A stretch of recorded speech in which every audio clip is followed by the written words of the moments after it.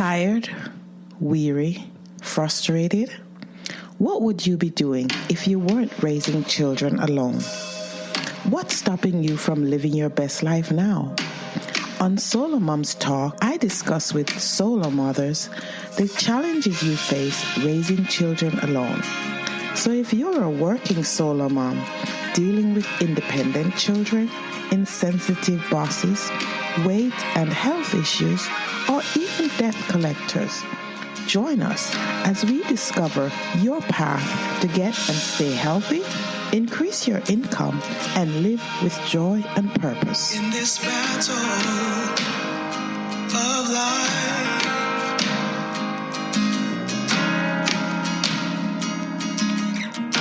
it's hard to keep your head above the water. So win this fight. My guest today is Tracy Pleschourt, founder of Self-Made You and the host of Secrets of Self-Made Podcast, and the host of Secrets of the Self-Made Podcast, which helps men and women achieve their goals and solve all problems fast by developing self-control. Welcome, Tracy. I'm excited to be here. Sure. Before we get into what you do, could you tell us who is Tracy Pleschourt?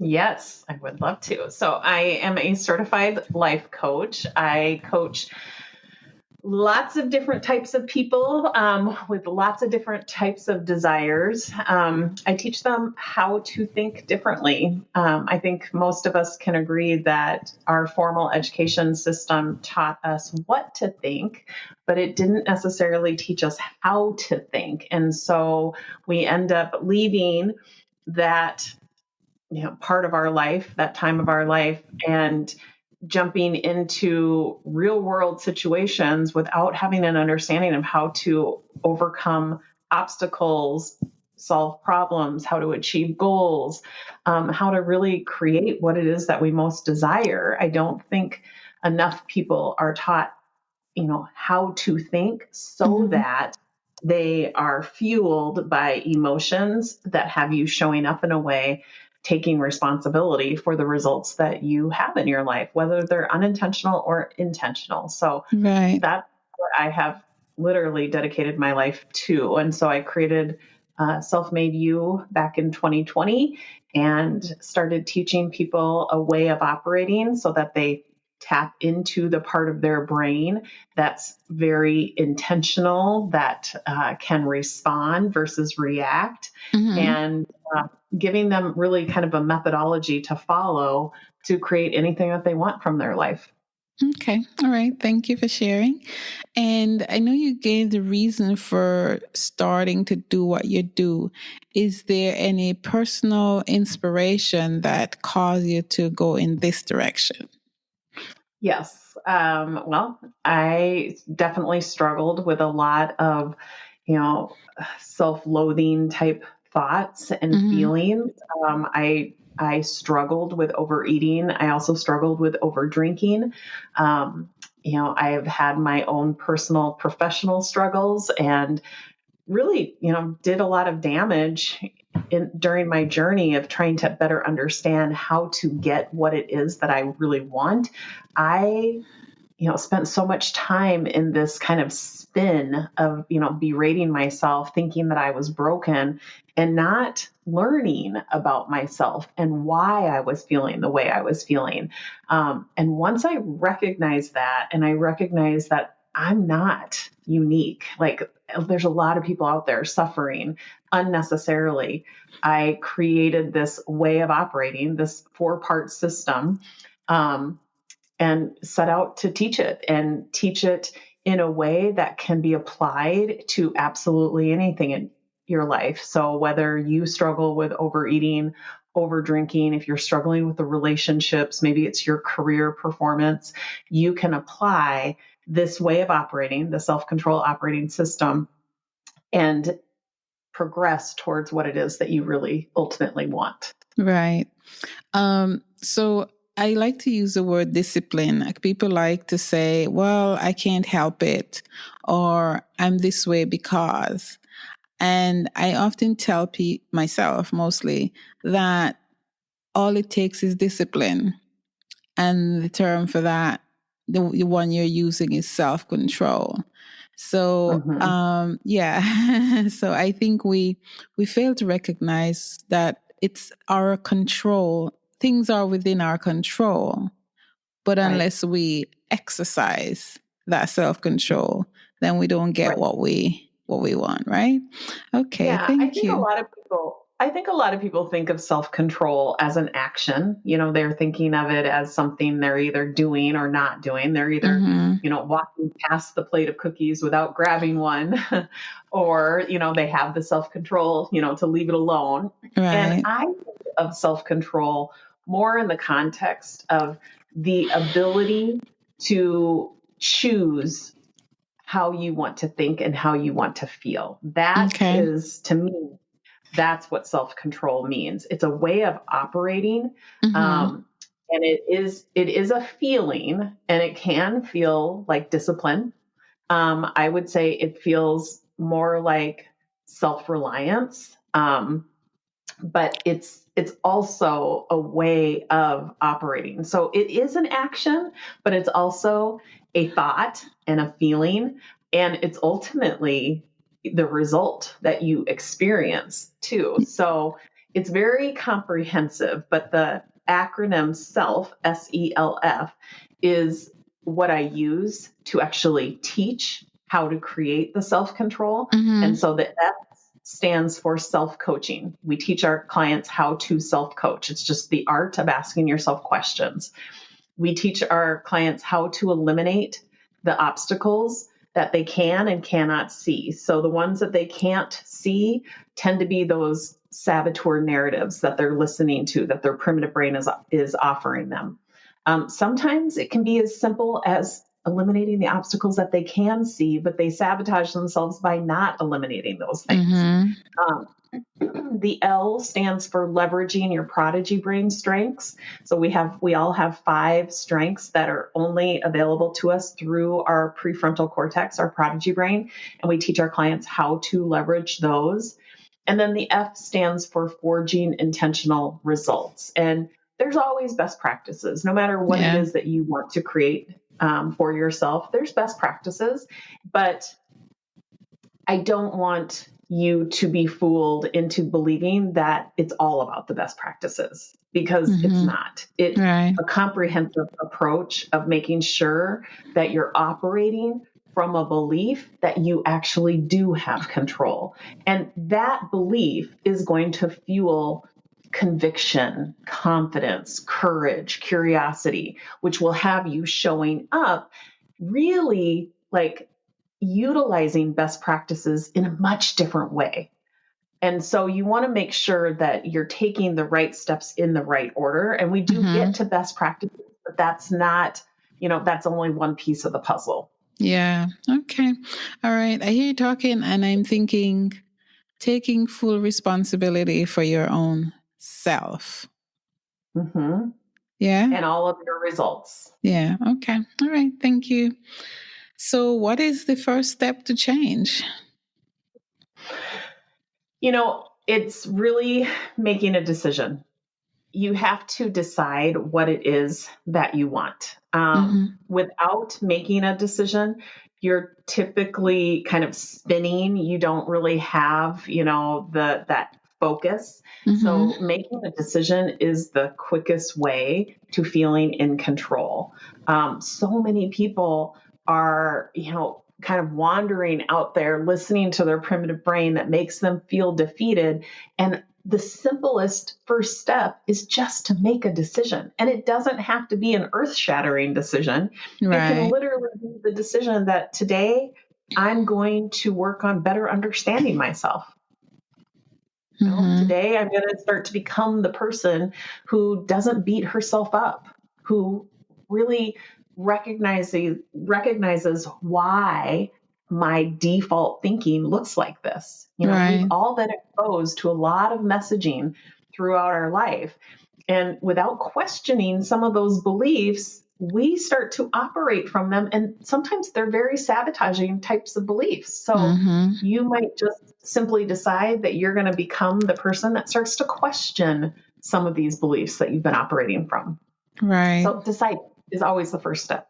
Okay. And it sounds like an easy step, but it isn't really. But I get it. All right. So, what is the most common obstacle? And I'm kind of jumping in the middle here, because a lot of times we tell people, create goals and you will achieve them. Usually, that's what we say. Set the goals and you'll achieve them. But what is the biggest obstacle to achieving those goals? Yeah, I think the biggest obstacle is not really utilizing a system that works, that is actually comprehensive. So if you are somebody who believes all you got to do is set goals in order to achieve them, Mm-hmm. that is a very misguided belief. And because it's not that easy, you have to Yes. make sure that you have an area of focus, that you've decided what it is that you want to achieve. So just like we were just talking about, that's always the first step, right? Mm-hmm. So we use a system that we know works for us. So you make a decision, then you start self-coaching. You start asking yourself, like, why do I want to make that decision? Do I like my reasons why? What's keeping me from achieving that? Why haven't I achieved it until now? Or why haven't I achieved that yet? Ask yourself those questions. That's the second step of self-coaching. Right. Now, what are the obstacles that are in my way? What's the narratives that I'm listening to? That's the next step. So I would say the biggest obstacle for most people is that they haven't found a comprehensive system that gets them from point A to point Z. They are like shooting blindly in the dark and doing things like just setting a goal and believing that that's all it takes, because that's not all it takes. Right. You need to be operating from a system. Yeah. All right. Thank you. All right. So what is Tracy grateful for today? Ooh, today I am grateful for my clients. I've been on coaching calls all morning, and my clients are always a source of inspiration for me. We all have, that same 3-pound organ in between our ears that is sabotaging us. If we aren't aware of the thoughts that we're operating from, it's actively sabotaging you every moment of every day. Yeah. And I'm a life coach. I'm a certified life coach, and I forget that. And I find myself spinning out in lots of unwanted feelings. And so I'm really grateful that this is my job, that I can make a living from this, and at the exact same time, really help people better understand themselves and recognize that they're not broken, that they are just listening to a part of their brain that, God intended that part of your brain to keep you safe. But it can sabotage you if you're just operating by default from it and you're reacting to it. So I'm very grateful for the opportunity to have that constant reminder that we're all human. Yeah. And we just really need to be reminded of a system to operate from that gets us closer to what it is that we want. And that looks different for everybody.